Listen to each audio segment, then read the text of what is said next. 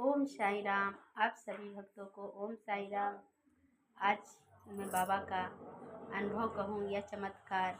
मेरा बेटा ने बोला था कि बाबा के चमत्कार कैसे दिखाते, तुम्हारे बाबा कैसे क्या करते हैं, आप विश्वास करती हो। तो मेरे बाबा का चमत्कार ऐसे मेरे बेटा को चमत्कार दिखाए कि आप सुनकर मतलब वो रह जाएंगे कि चकित कि हाँ बाबा हैं। भक्त साईं बाबा के भक्त लोगों को भी ऐसे अनुभव होते हैं कि जो हम सोचते हैं वो नहीं होता, जो मेरे लिए अच्छा होता वो होता।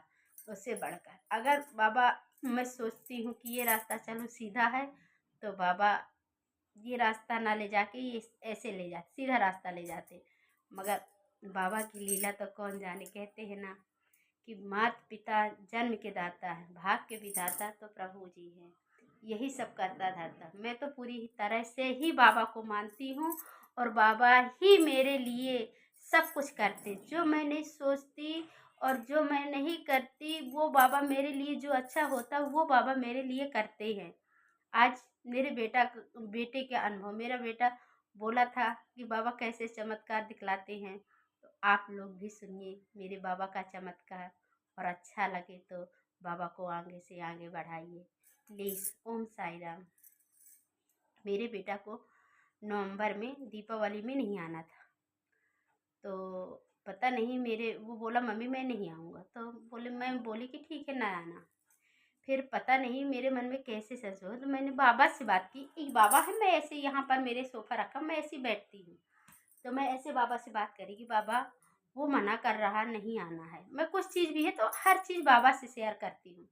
मना कर रहा नहीं आना, क्या करूँ बाबा बताइए, समझ में नहीं आ रहा। मैं ऐसे बाबा से बोलती रही। फिर मेरे और जो सही हो बाबा वही ले आइए मेरे मन में। मैं ऐसी बाबा से बोलती रही तो बाबा फिर मेरे अंदर दिल से मतलब ले आए मेरे मन में कि जब दीपावली में पूरी दुनिया रहेगी और पूरी दुनिया में हर घर में हर सदस्य रहते हैं और मेरे घर में मेरा बच्चा न रहेगा, और कहते हैं दीपावली को घर सूना नहीं होना चाहिए, तो मेरा बच्चा न रहेगा तो मैं लाख पूजा कर लूँ, लाख सब कुछ कर लूँ, पर मेरा बच्चा ना आएगा तो मेरा घर तो सोना ही लगेगा। क्योंकि पूजा में भी मन नहीं लगता कि बच्चे बिना घर का अधूरा रहता। तो मैं बच्चे से अपने बोली तो मेरा बच्चा बोलता है, अच्छा ये बताओ मम्मी, जब से आप बाहर निकली हो दीपावली में कब गई हो घर?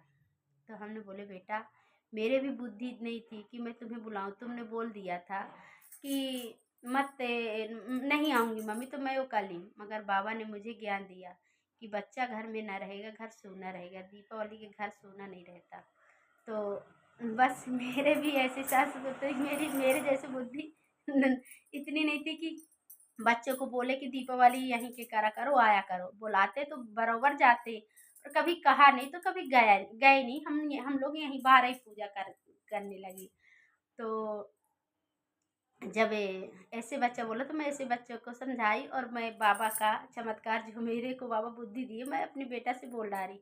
तो बोला कि हाँ हाँ मम्मी ठीक है आ जाऊँगा, रिजर्वेशन करवा दीजिए पापा से। तो हमने बोले ठीक है। अब जब मैं ट्रेन में देखने लगी रिजर्वेशन पूरी पूरी फुल हो चुकी थी, 15 दिन बकाया थे दीपावली को। तो मैं जब मतलब देखी तो पूरी वेटिंग में बहुत वेटिंग थी, मतलब 50 तक वेटिंग हो गई थी। तो हमने बोले चलो 50 ही है, क्लियर हो जाएगी, तो कर दो। तो जब किए तो वेटिंग में हो गई उसकी, मतलब कि कर तो दिए रिजर्वेशन मगर वेटिंग में हो गई। अब हम लोगों को संशय ये था कि संशय नहीं था, मतलब ये था कि बाबा क्लियर कर देंगे। तो बस जब 24 नवंबर आया, जब मेरा बेटा आने को था, तो चार वेटिंग में रुक गया उसका, और वहाँ से मैसेज आ गया कि मतलब नहीं हो पाएगा। मेरा बेटा कोटा में रहता है, तो 2 बजे गुरुवार था उस दिन, 2 बजे कोचिंग जाने लगा। तो जब वो देखा तो उसका मन थोड़ी निराश हुआ, तो बोला कि आपके बाबा कहती हैं कि चमत्कार दिखलाएंगे, तो कहाँ दिखलाए, नहीं दिखलाए, कहाँ किए सीट नहीं किए।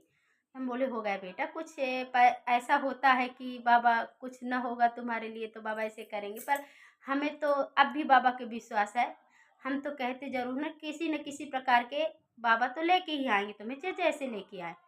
तो वो कहता है कि मैं तो आ ही जाऊँगा। तो हमने बोले हाँ, वो तो पता है पर बाबा मेरे कुछ ना तो कुछ करेंगे और मेरे को मतलब तेज करा बाबा के लिए। तो मुझे कोई कुछ भी कहता है, मुझे कोई कह ले कुछ तो मुझे नहीं दुःख लगता, मगर मेरे बाबा को उदाहरण जो कोई देता है कि ये नहीं की, वो नहीं की, तो मेरे को बहुत दुःख होता है, इतना दुःख होता है मैं रोने लगती हूँ। पर कोई मेरे घर में मेरे हस्बैंड भी जो कुछ भी कहते हैं, मैं रोने में मेरे बाबा के प्रति मुझे कुछ भी ना कहो, मुझे कह लो मगर मेरे बाबा को कुछ ना कहो कि हाँ बाबा ऐसा-वैसा, मतलब ऐसे गलत नहीं कहते मगर ऐसे ही जैसे मेरा बेटा बोले चमत्कार नहीं दिखाते, नहीं कहते, तो मुझे बहुत दुःख होता है और मैं बाबा से रो लेती हूँ कि बाबा ऐसा क्यों होता है?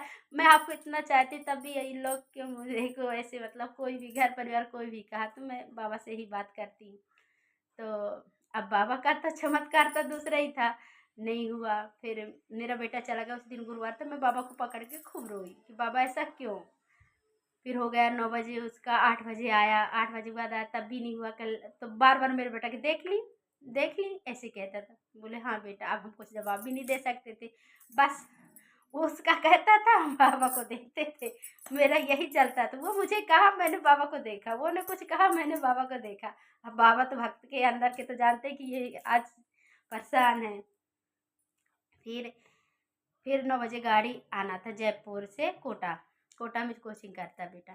तो जब आना था तो कहने लगा देखो नहीं हुआ ना मम्मी, तो हमने बोले हाँ बेटा, अब क्या बोलूँ, हाँ बेटा बाबा को देख।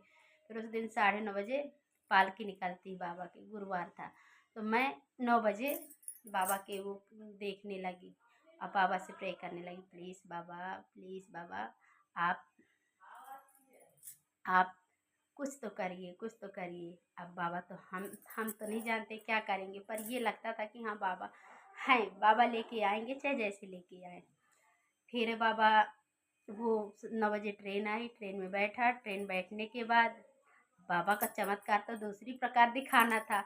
अगर रिजर्वेशन वाला दिखाते तो मेरा बेटा कहता कि हाँ क्लियर तो हो ही जाना था, इतनी वेटिंग बची थी, तो ऐसे तो बाबा को तो चमत्कार दिखलाना था।